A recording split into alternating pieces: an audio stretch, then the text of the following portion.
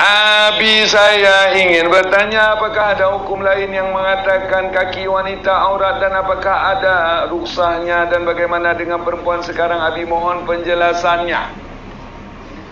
Aurat wanita seluruh tubuh kecuali muka dan dua telapak tangan. Bagi wanita-wanita yang belum aisah, belum hilang menstruasi, wajah-wajah aurat. Pendapat kuat. Itu ibu-ibu yang enggak tutup wajah, enggak pakai nikab, itu pendapat dhaif. Pendapat kuat wajah-wajah aurat. Ngerti ya? Kemudian daripada itu, kaki, maaf, sampai ke mata kaki sini, itu ada pendapat bahwa itu bukan aurat. Tapi bukan mazhab kita. Mazhab Imam Hanafi, kaki, semata kaki bukan aurat. Kecuali orang yang sudah tua-tua, yang tidak lagi pingin ditiduri.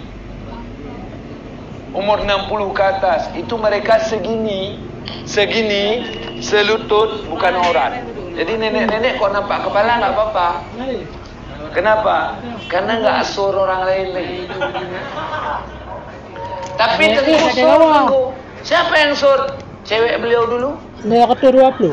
Kok ketemu sama-sama 70-an kan dah. Nah, walau batuk-batuk ngomong tapi ron laga. Seolah-olah bersemi kembali keluar I love you. Walau tapi hak ilmu perang. Aku kem-kem mendang. Maka enggak apa-apa dia, ngerti ya? Kok kita enggak bisa.